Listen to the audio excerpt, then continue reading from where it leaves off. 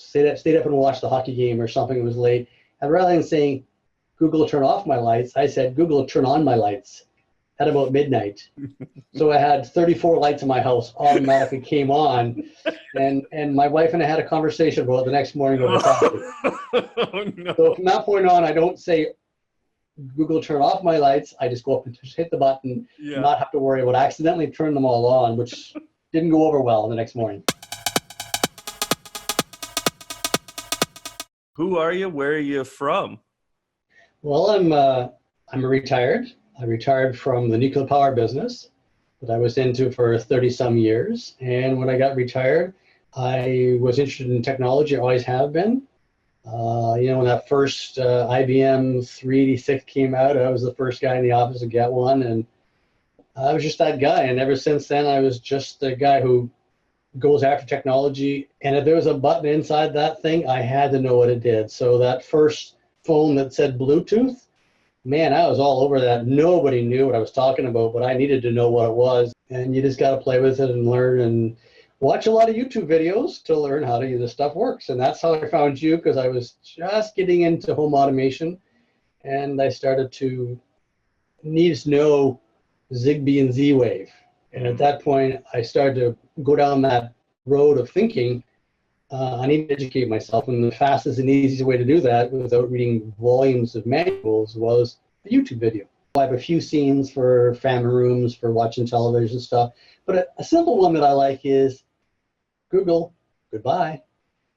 And it's a simple thing, but it turns off all my lights. It turns my front lights on if it's a certain time of day, and they turn them off automatically. And I use a presence detector on my phone. So as all three of my phones, mine, my wife's, and one daughter still lives at home, when they all leave the house after 5 or 10 minutes, after a certain geocache or geo-fencing, I guess they call it, it automatically knows, and I get a notification from my Nest and from a few things that says, you set the home back to away. And then when I come home, as soon as I get close to my driveway, the front lights come back on again because I'm coming up the driveway and the lights are off. It says, oh, you must be home. So it turns on my front lights and my garage door lights and stuff like that. It's just simple little, but again, it's all out of the box. Nothing too crazy sophisticated. So I did start off a little bit with some X10 way back. Again, typical me, I have, you got 3 lights or 3 switches on the top of your thing. Well, I only had 2 garage door openers, and I couldn't figure out why they gave you the third one. So I decided I was going to figure out how to do that, and I came up with a X10 switch for the middle one that turned out my outside lights. That's a 1990s thing, but that's what I did. That was the beginning of my geek of automation. But the first thing I did is I had retired, and so I wanted to come up with a device that I could, as I drove away from the house, and you realize I forgot to turn the thermostat up or down, depending what time of the season it was. I went and got one of these because it looked kind of slick, and again, very simple, little on-off. Didn't have a lot of buttons on it, so from a technology point of view for the whole family, this worked out really well. And about the same time that happened, I needed to replace my smoke detectors. And these became, and I love the way the Nest thermostat worked, and I realized that this could actually be a motion detector built in, so that as I walked outside the house, these motion detectors would realize there's nobody walking around the house anymore, and it would set back my thermostats and stuff for me. I've gone past that since then with the presence detectors on my phones, but that's a simple thing. And the thing I liked also about these was that little idea of a nightlight. It's probably one of the coolest little simple features, but you walk around your house and this little light comes on very slowly, gives enough light to get down the stairs, and you come around the downstairs and the light downstairs comes on and this one upstairs goes off.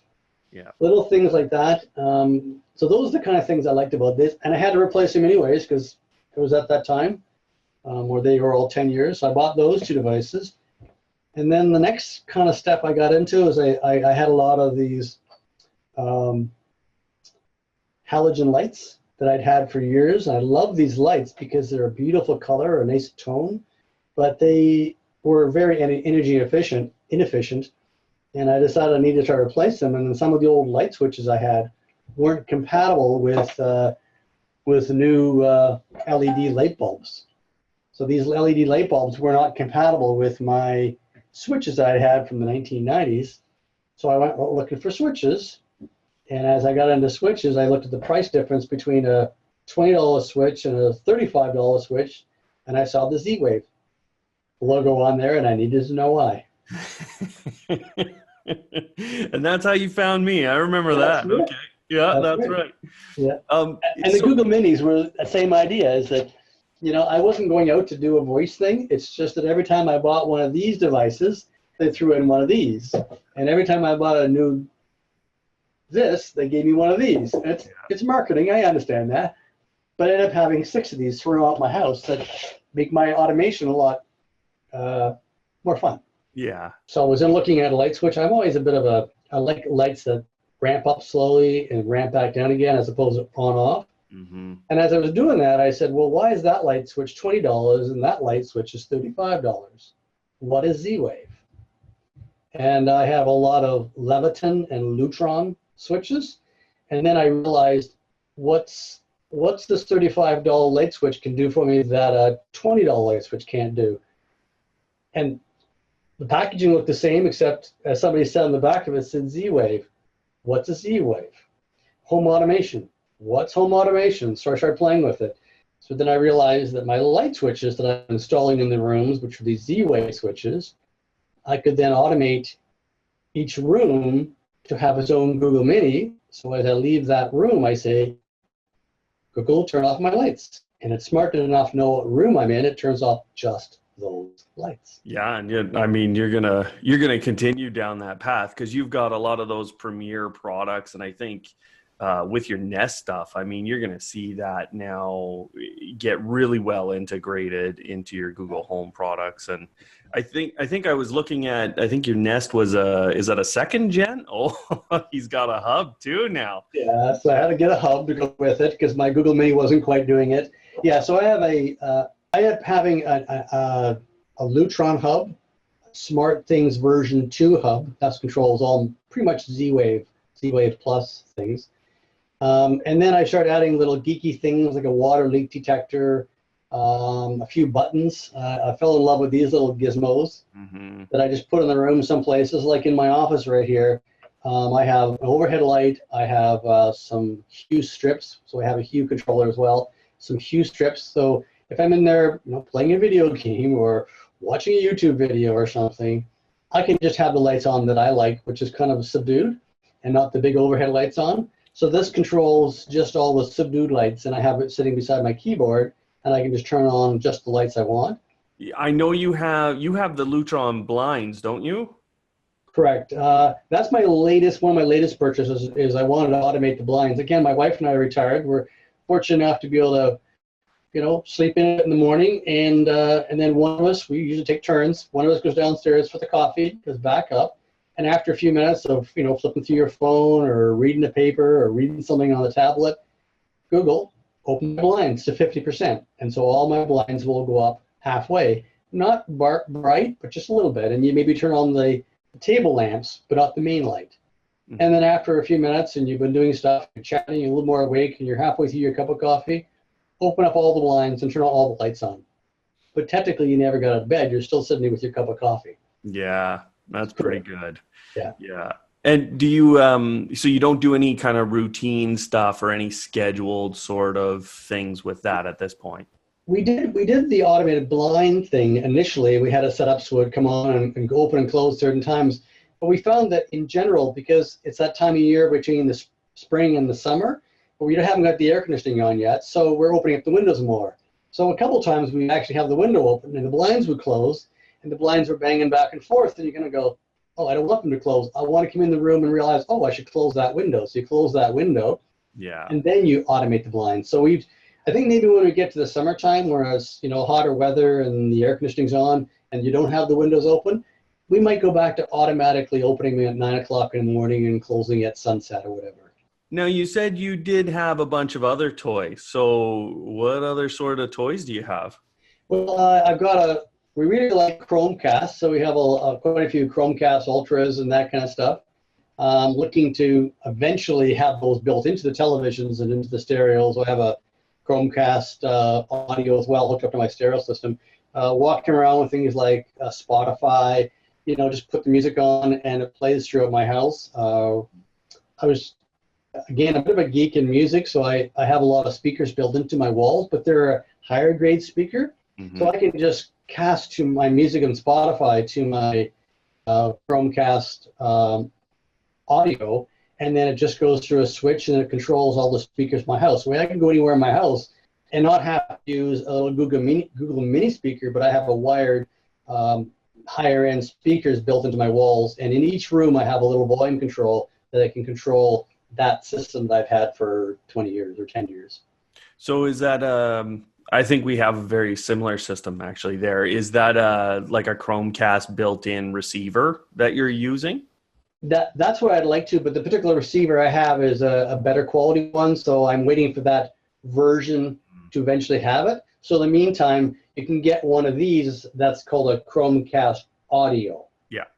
And so that's what I hooked up to the back of my fairly nice receiver, and I use that to go to the B speakers, which I have a big switch on my B speaker, which controls the 9 or 10 speakers I have throughout my house. So it goes to the B through the Chromecast, through the stereo, and then I can select whatever speakers I want in there.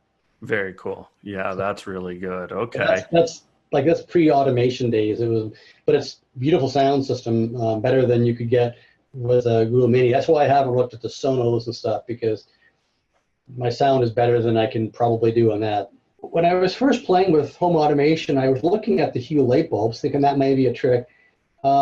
If you can imagine, I'm kind of this end of the spectrum of being a geekdom. My wife is a little bit lesser than that in terms of being a geek. Yeah. So I had to make sure the house looked and smelled and tasted like a regular house. Yeah. So everywhere you go, you don't have to worry about turning on a light switch or on or off. It's a light switch.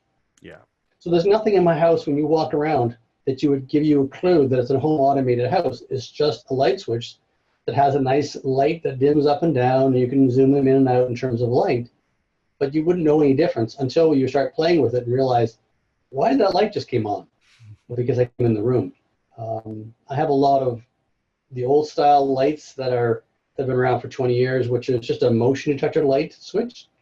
So I have them in the walk-in closets. I've had them in the garage. I have them in my laundry room. So as you come into my garage, the lights come on. They stay on as long as I'm in the garage, and then they go back off again. AI mesh network. Yep. And I did that only because when you move around a house, the Wi-Fi kind of drops. So it was really a requirement of, and I couldn't create multiple SSIDs because that techie level, my wife didn't like the change of the SSIDs. So I thought, okay, how can I get around that? Mesh network.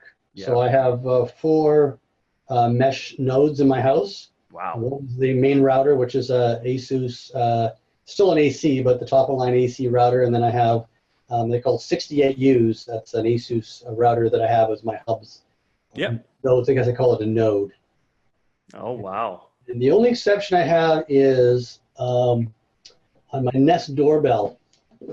It's never been a winner for me because it always drops off. And the response time from ringing the doorbell to me actually getting notified, 9 times out of 10, when I look at the phone, the delivery guys walked away from my door. Initially, when I called Nest, they said, it's caused because I have a mesh network and they hadn't caught up to a mesh network yet. So they instructed me to create a separate wireless access point. So I ran Cat 6 cables in my basement into a separate wired access point, wireless access point, right below my Nest doorbell, and it's still flaky. So I have a separate SSID, which says the SSID is Nest doorbell SSID. But yeah, that's one of my only wrinkles I have is my network / my Nest doorbell. I think they're related. Yeah, I would say so. I would say you've got a delay or a buffering going on. I don't have any IP cameras that are on my network. The only thing I do have some cameras, but it's part of a separate wired security system. And I also have a separate wired alarm system for my house. Completely independent. It's not part of the home automation. I try to separate the two of them independent, so my security is completely independent from my home automation. Which is a good choice from a security perspective. Absolutely. I got a Roomba that I can tell the Roomba what room to clean. which I'm hoping my wife doesn't turn it on because it leaves this office. So if she's happens to be home and all of a sudden you see a little buddy, I see his name is Little Buddy. When Little Buddy goes by, he's going someplace like to clean the kitchen or something. These kind of motion detectors, these are GE ones, but I can get them at my local Home Depot. And they work right out of the box. I think that guy from the Z-Wave, he caught my attention when he says they just work. Yep. And it's a really a thing that I've been doing is it says Z-Wave Plus, and I buy it because I know that I can plug it in, and other than just playing with a few buttons on the app, they just seem to connect well and they hold together. Well, funny you should say that because I did have one motion detector that I bought, and it was a little bit cheaper and it looked kind of slick. It was a little ball one that hangs. And I could not get it to work. And the people, the forum at Smart Things, they're amazing. And I started describing what I wanted, and somebody said, well, here's what you need is a script. And I'm going, oh boy, that's not what I want to do. He says, it's not that difficult. Between an email, a couple of emails later, I got the script cut, pasted, dropped it in, and it worked. Another thing I was going to say is I really like a lot of the Lutron stuff because they come with these little Pico remotes. And they're all running, I think I specified around 900 megahertz. And what's nice about them is even if your internet's off, everything in my house still works. My blinds still open, close, my lights all work. You can't automate them with your voice because you've lost that connection, but all the light switches still work and all these little remotes all still work. Stayed up and watched the hockey game or something, it was late. And rather than saying, Google turn off my lights, I said, Google turn on my lights. At about midnight. So I had 34 lights in my house automatically came on, and my wife and I had a conversation about it the next morning over coffee. Oh, no. So from that point on, I don't say, Google turn off my lights. I just go up and just hit the button, and not have to worry about accidentally turning them all on, which didn't go over well the next morning. That's pretty good. That's a good story. Yeah. Well, and you talked about that's redundancy. You created redundancy or reliability really through those little remotes from Lutron, and they've created a self-contained system that, like you say, brought your house up like through the 90s or whatever it is, and all the basic functions you had, but gives you these extra capabilities as well. So that's really nice, like really seamless. So is there other kind of really successful things that you've implemented? I guess the one, it's not high tech, but with a Google in pretty much every primary room, and I have some automation. You know, when you go in and you go have a cup of coffee in the morning, you turn on just under the desk, under the cabinet lights. And then before you know it, I'm going to make some toast. You turn on the lights above the sink. Yeah. And then again, you're not doing it through automation, just turning on a light switch. Then you take your toast over to the table and you say, well, so you turn on that light switch. And before you know it, you've turned on 4 or 5 light switches. And the thing we like about it is, Google, turn off the lights. Mm-hmm. It knows that I'm in that room, and therefore it's asking me just for that one room to turn off. Someone who's not as technologically advanced as you, and this is the only thing I can get my wife really to use, that and, you know, some music stuff, but turn off the lights. It's a simple little thing like that. And so when you say, what's the weather? It's a simple little thing, but you can get those weather forecasts in any individual rooms, or you can ask for music to play in that one room. That's usually more my thing than hers, but it's that control you can do by room that we really like. And I can literally turn off the home automation and everything still works in my house. Mm-hmm. I can walk out my house, or a family or friends come over. They wouldn't know anything that's happening in my house because this is a regular light switch.